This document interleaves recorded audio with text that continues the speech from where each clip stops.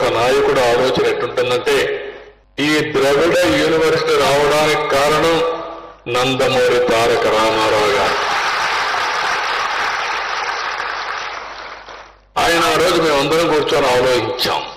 మా ఆలోచన ఆ రోజు అప్పట్లో 4 రాష్ట్రాలు ఉన్నాయి, ఇప్పుడు 5 రాష్ట్రాలు అయినాయి.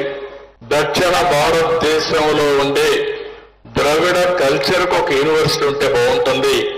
మన సంస్కృతి సాంప్రదాయాల్ని కలిసి ఐకమత్యాన్ని పెంచే విధంగా ఉండాలి. అందుకని ఎక్కడ పెడితే బాగుంటుందని ఆలోచించినప్పుడు నేను కూడా ఆ నిర్ణయంలో భాగమైనప్పుడు నేను ఆయనతో చెప్పాను, ఆంధ్రప్రదేశ్ రాష్ట్రంలో బెస్ట్ ప్లేస్ కుప్పం. దానికి కారణం ఒక పక్క తమిళనాడు, ఒక పక్క కర్ణాటక, కేరళ ఎటు కలవలేదు కాబట్టి 4 రాష్ట్రాలకు అనువైన స్థలం కుప్పం అనే నియోజకవర్గంలో ఈ గుడిపల్లెలో ఈ ద్రవిడ యూనివర్సిటీ పెట్టామని చెప్పి కూడా నేను మీకు తెలియజేస్తున్నా. తర్వాత నేను వచ్చిన తర్వాత దీన్ని ఏ విధంగా అభివృద్ధి చేయాలో మళ్లీ అభివృద్ధి చేశాం. ఇటీవల కాలంలో మీరు చూస్తే ఇక్కడ కూడా ఎలాంటి పాలన జరిగారో మనం చూశాం. విశ్వవిద్యాలయాలు దేవాలయాల వరకు చూసుకోవాల్సిన ఈ విశ్వవిద్యాలయాల్లో రాజకీయాలకు క్షేత్రాలుగా మారిపోయిన పరిస్థితి, చాలా సమస్యలు వచ్చే పరిస్థితి వచ్చాయి.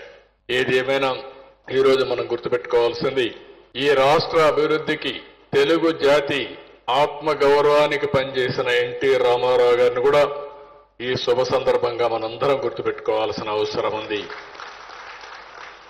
నాయకుడు ఆలోచన ఎట్టుంటుందంటే ఈ ద్రవిడ యూనివర్సిటీ రావడానికి కారణం నందమూరి తారక రామారావు గారు. ఆయన ఆ రోజు మేమందరం కూర్చొని ఆలోచించాం. మా ఆలోచన ఆ రోజు అప్పట్లో 4 రాష్ట్రాలు ఉన్నాయి, ఇప్పుడు 5 రాష్ట్రాలు అయినాయి. దక్షిణ భారతదేశంలో ఉండే ద్రవిడ కల్చర్కు ఒక యూనివర్సిటీ ఉంటే బాగుంటుంది. మన సంస్కృతి సాంప్రదాయాల్ని కలిసి ఐకమత్యాన్ని పెంచే విధంగా ఉండాలి. అందుకని ఎక్కడ పెడితే బాగుంటుందని ఆలోచించినప్పుడు నేను కూడా ఆ నిర్ణయంలో భాగమైనప్పుడు నేను ఆయనతో చెప్పాను, ఆంధ్రప్రదేశ్ రాష్ట్రంలో బెస్ట్ ప్లేస్ కుప్పం. దానికి కారణం ఒక పక్క తమిళనాడు, ఒక పక్క కర్ణాటక, కేరళ ఎటు కలవలేదు కాబట్టి 4 రాష్ట్రాలకు అనువైన స్థలం కుప్పం అనే నియోజకవర్గంలో ఈ గుడిపల్లెలో ఈ ద్రవిడ యూనివర్సిటీ పెట్టామని చెప్పి కూడా నేను మీకు తెలియజేస్తున్నా.